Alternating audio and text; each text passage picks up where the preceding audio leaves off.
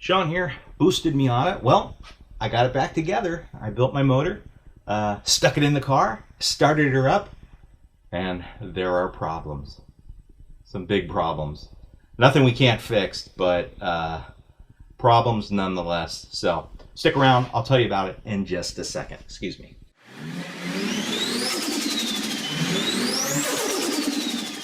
Back in May, when I first started this channel, I had a pretty bad accident. I fell while roller skating and I shattered my left wrist, and it's been pretty horrible, and it's required 3 surgeries. You can see I've got a scar here to kind of rebuild this wrist, and in the process it's been pretty painful to kind of get myself back together and get to a condition where I feel like I can work on my car. At that time, I had my car up at my brother's shop, and I was working on it up there, but his shop is 2.5 hours away, and it became very difficult to get up there with a broken wrist to work and get things done. So fortunately, my motor ended up getting built anyway, thanks to my brother, and I was able to get up there and work on the motor, but I wasn't able to film. It just was too much for me to deal with when I only had really one good hand to work with. Anyway, I got the car back into the garage. The motor's in it.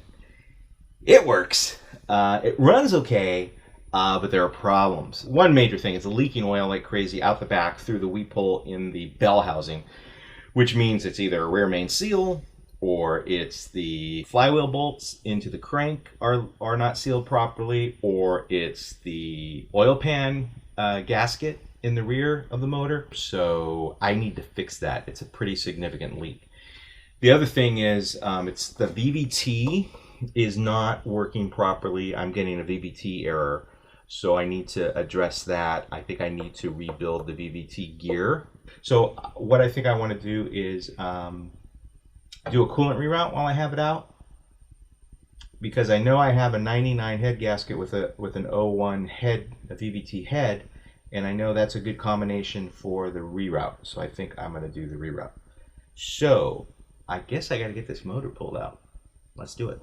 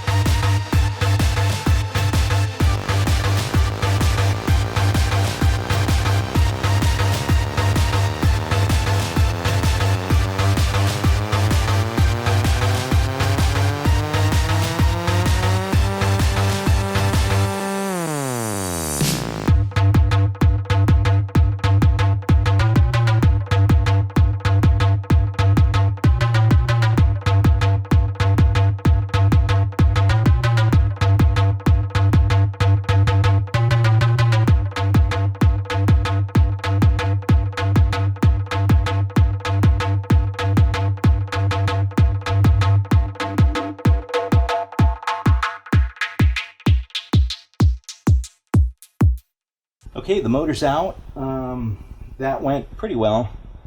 What I need to do next is I got to pull off the clutch and the flywheel and find out what is leaking behind there, because that is the whole reason for this whole adventure. So let's get busy.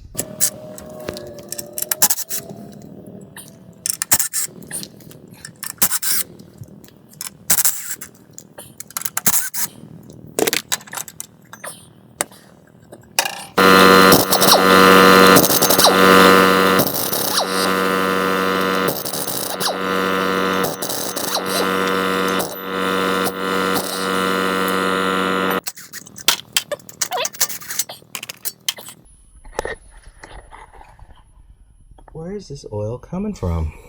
I see it there. I see some here. I see a little bit right there. But where, oh where, could this oil be coming from? I don't see any up here. I need to get my flashlight.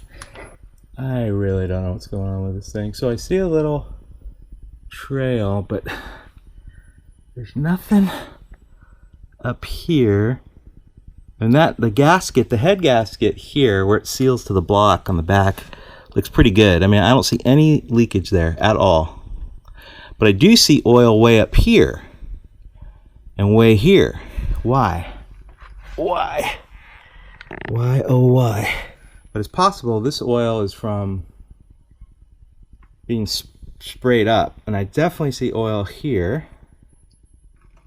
So this gasket is suspect. I'm gonna, because I almost see it like forming right here, almost.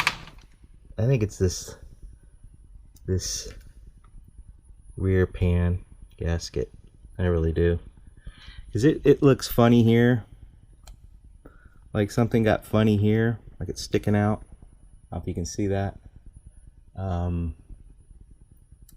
Yeah. So I think the thing to do is just clean it all up with brake cleaner, let it sit, and let it leak, because it's going to leak. All right, so it's been sitting here for 12 hours, and it's definitely leaking oil. I see it coming out of mainly two spots. One is on the corner here. It looks like where the oil pan gasket meets the corner here, right where this bolt is. It looks like that's leaking for sure. And that's just kind of running over and going down here. You can see it. And then if you come over here to the rear main seal, right above the oil pan gasket, it looks like it's leaking out of the rear main seal across the gasket material and down here. Yeah. So it looks like I'm going to be replacing the rear main seal and the oil pan gaskets. So make sure you check out my videos. I'll be doing that in an upcoming video pretty soon here. Well, that took about, I don't know, 3 or 4 hours to get this motor pulled out. And that's about what I planned for this job. Normally, if you're pulling a motor, it should only take you about an hour, but you're usually working in a shop and you're working with good tools and a better hoist, and you maybe have a helper or two. It took me 3 hours. I'm happy with that. Everything went pretty good. The only casualty of the night is a pretty good gouge on my front bumper. Actually, it's the splitter, the air where the front of the car bumper thing. It's the splitter. Got scraped by this hoist because I had to get really close to the bumper, and when I was jacking, I was kind of scraping the front of the car. The extension arm's too short. So I think when I put the motor back in, I definitely got to pull the bumper off to give me a little extra space so I can wheel that hoist right into the engine bay without any problems. So there's plenty left to do on my Boosted Miata. I still want to do a coolant reroute on this motor. I want to paint the, I think I'm going to paint the valve cover, do a little cleanup on the motor, do some things I wasn't able to get to, some motor mount, some other stuff I wasn't able to get to when I put the engine in up at the shop. So if you want to see all that cool stuff and videos to come, please subscribe so you get notified when I do post another video, which should be hopefully within a week or sooner.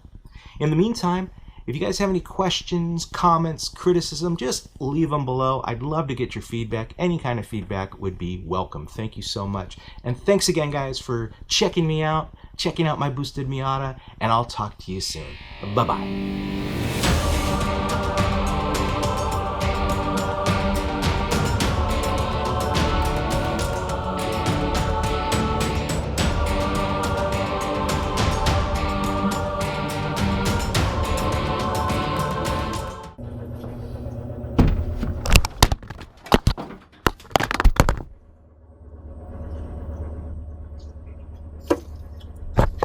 Oops. Well, that's a bummer.